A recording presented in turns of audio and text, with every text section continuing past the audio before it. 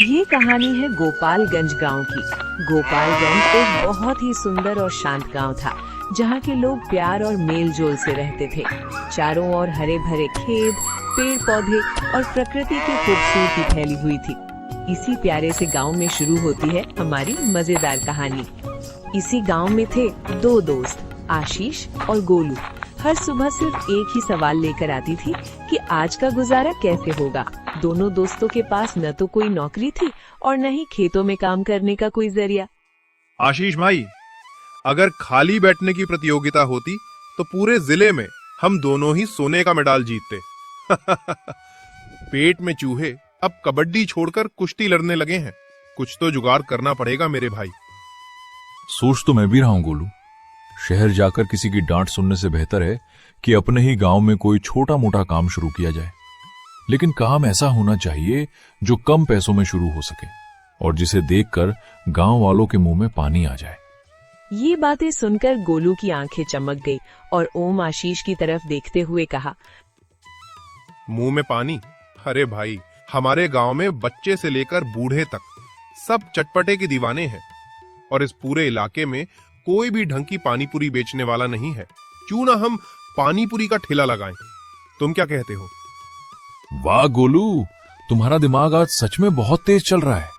पानीपुरी, ये एक ऐसा नाम है जिसे सुनते ही लोगों की जीभ लपलपाने लगती है। हम एकदम तीखा, चटकदार और पुदीने वाला पानी तैयार करेंगे। लेकिन भाई, ठेले और बर्तनों का इंतजाम कैसे होगा? तुम चिंता मत करो, मेरे पास थोड़े थोड़े पैसे हैं। मुझे बहुत भूख लगती है ना, इसीलिए मैं थोड़े थोड़े पैसे जमा करके अपने गुल्लक में रखा हूं।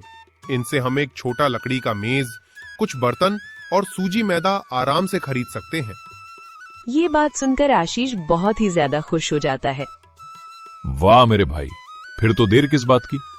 चलो फिर बाजार जाकर ताजा पुदीना, हरी मिर्च, इमली सब खरीद कर लाते हैं। अरे भाई, बाजार नहीं जाएंगे। वहां से अच्छा तो ये पास वाले जंगल के पास एक खेत है, वहीं पर बहुत अच्छे अच्छे सब्जियां हैं। अगर उसे हम पानीपुरी का पानी बनाएंगे तो बहुत ही ज्यादा स्वादिष्ट लगेगा। तुम अभी जंगल की तरफ जाओ और वहां से एकदम ताजा पुदीना, हरी मिर्च और धनिया तोड़ लाओ। मैं बाजार जाकर बाकी का सामान और मसाले खरीद लाता हूं। आज शाम से ही हमारा काम शुरू। दोनों दोस्तों ने एक दूसरे के बात में हामी भरी। एक तरफ आशीष बाजार की तरफ निकल जाता है सूजी और पानीपुरी बनाने के सारे मसाले खरीदने के लिए, और दूसरी तरफ अपना गोलू निकल जाता है जंगल के पास की खेत की तरफ। गोलू अपनी ही धुन में सबसे ताजे और पानीपुरी के पानी को सबसे अनोखा बनाना चाहता था, और तभी अनजाने में उसकी किस्मत बदलने वाली थी। वाह, आज तो पुदीना एकदम लाजवाब मिला है। आशीष भाई, जब इसका पानी बनाएंगे तो लोग कटोरियां चाट जाएंगे। लेकिन जरा उस तरफ देखो। वहाँ सामने में धनिया की पत्ती और मिर्च के पौधे और साथ में एक अलग ही चमकीले गोल पत्तों वाले पौधे को देखता है। वो झुककर उन पत्तों को हाथ लगाता है। जैसे ही वो पत्ती को छूता है, उसके चेहरे पर एक बेहद सुकून और शांति का भाग आ जाता है। अरे दादा, ये कौन सा जंगली पुदीना है? इसकी खुशबू तो इतनी मीठी और ठंडी है कि इसे सूंघते ही ऐसा लग रहा है जैसे मन की सारी थकावट हवा हो गई हो। इसकी खुशबू में एक अजीब सा नशा और मिठास है। क्यों ना मैं इसके भी कुछ पत्ते तोड़ लूं? तीखे पानी में मिलकर ये कुछ अलग ही स्वाद देगा। भोले भाले गोलू को ये नहीं पता था कि जिसे वो जंगली पुदीना समझ रहा था, वो दरअसल सदियों पुरानी आनंद पत्ती या फिर हंसमुख पट्टी कह लो। इस पत्ती की खासियत ये थी कि जो भी इसे खाता, उसके मन का सारा गुस्सा, अहंकार और कड़वाहट गायब हो जाती थी और वो बच्चों की तरह मासूम और खुश मिजाज हो जाता था। गोलू ने उस पौधे की ढेर सारी पत्तियां अपनी थैली में डाल ली। उसके बाद दोनों दोस्तों ने ही अपना चूल्हा जलाया। एक ने पुदीना, धनिया, मिर्ची और इमली सबको पीसकर उसका बहुत ही चटपटा पानी बनाने लगता है, तो एक गोल गोल पानीपुरी के पूरी टनने लगता है। दोनों ने दोपहर तक अपना सारा काम खत्म कर लिया था। लो भाई, सारा काम खत्म हो गया है। अब हम जाकर अपना दुकान लगाने की तैयारी करते हैं। मेरा तो मन कर रहा है ये सारा पानी पूरी में ही खा जाऊं। पर हमें इसे बेचना है, तो चलो जल्दी जाकर हम अपना दुकान लगाते हैं।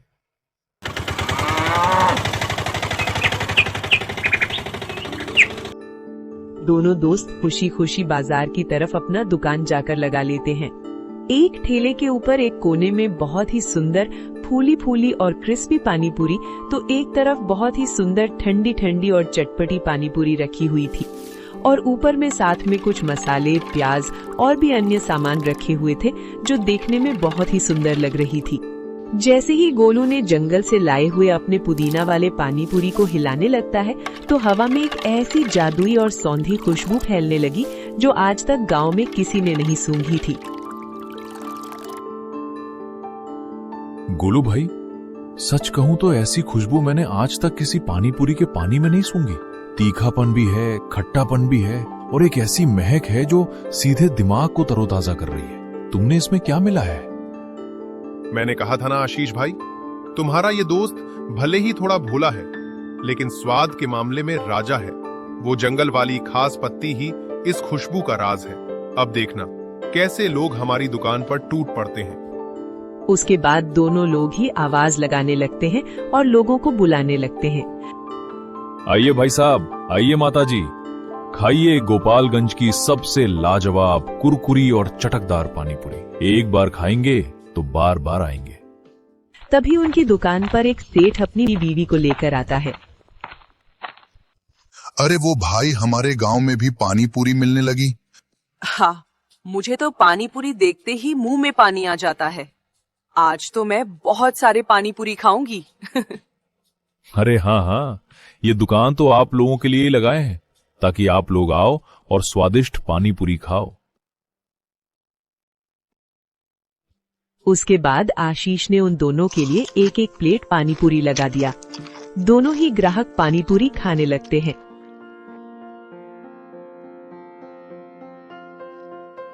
अरे वाह वाह, इसमें तो बहुत ही अच्छा स्वाद है।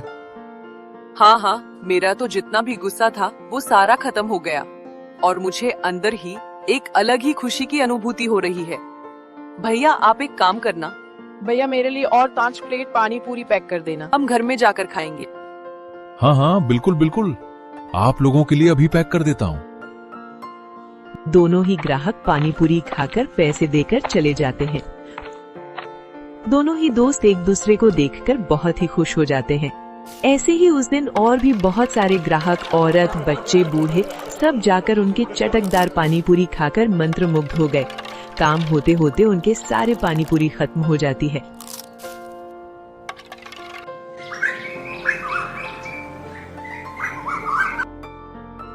आशीष भाई, मेरे पानी पूरी की पानी के तो लोग दीवाने ही हो गए। आज तो हमारी सारी पानी पूरी बिक गई। सही कहा गोलू भाई, लगता हमें कर और पानी पूरी बनाने पड़ेंगे। ऐसे ही खुशी खुशी आशीष और गोलू अपने घर आ जाते हैं। अगले ही दिन दोनों ने फिर से अपना सुबह से ही पानी पूरी का दुकान लगा लिया था। पानी की जादुई खुशबू सुनकर गांव के कुछ लोग, जैसे रामू काका और झूरी भैया, धीरे धीरे दुकान की तरफ बढ़ने लगते हैं। अरे, हमने भी सुना तुम दोनों दोस्त गांव में पानी पूरी का ठेला लगाए हो। खिलाओ भाई हम दोनों को अपनी पानी पूरी। ज्यादा मत खाना रामू काका, वरना मेरे जैसे गोल हो जाओगे। उसके बाद रामू काका और उस आदमी को भी इन लोगों ने पानी पूरी दे दिया। दोनों ही पानी पूरी खा रहे थे और खाते खाते हंसते हुए बातें कर रहे थे। लेकिन ये खुशी ज्यादा देर नहीं टिकने वाली थी।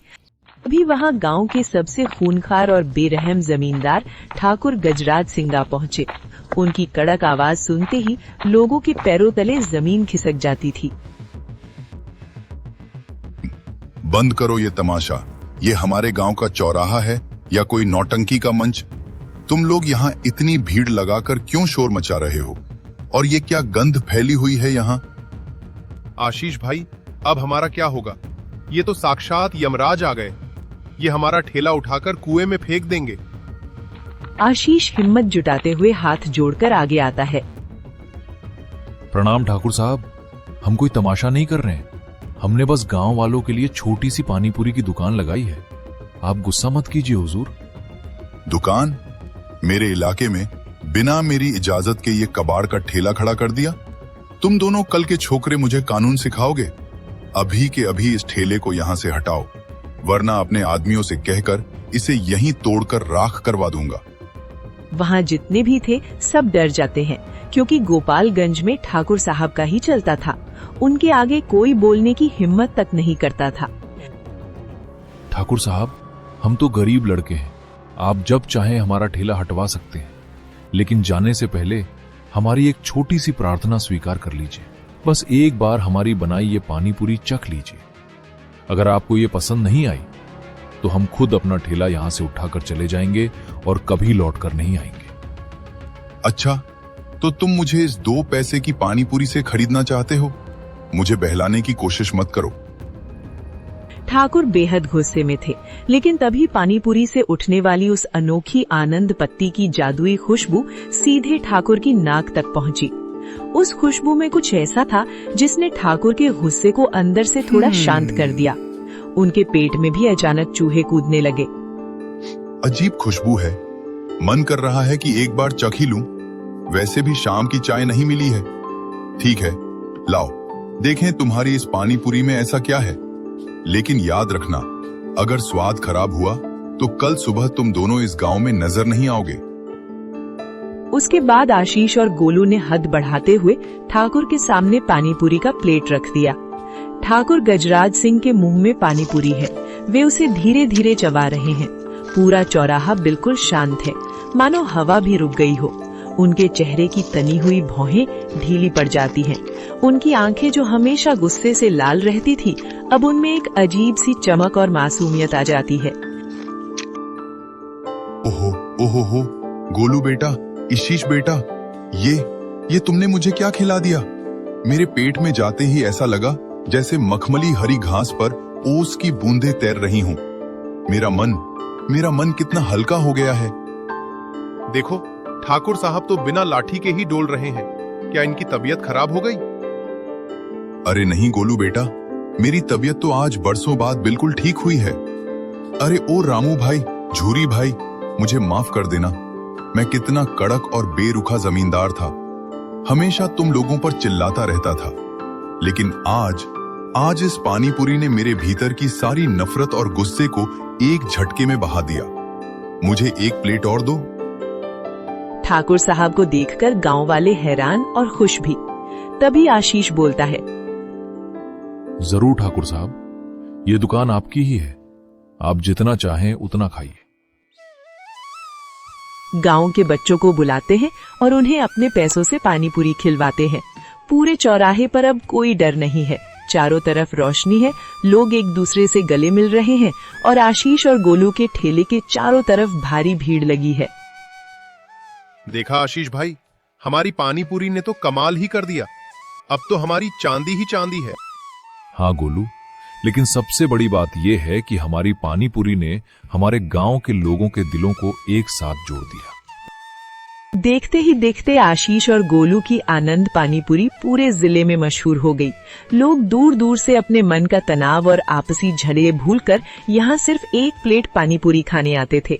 आशीष और गोलू ने समझदारी और कुदरत के एक अनोखे तोहफे से न केवल अपनी गरीबी दूर की, बल्कि अपने पूरे गांव को खुशियों के धागे में पिरो दिया। हमारी कहानी यहीं पर खत्म होती है। अगली वीडियो के लिए अपना नाम लिखकर वीडियो को लाइक कर देना।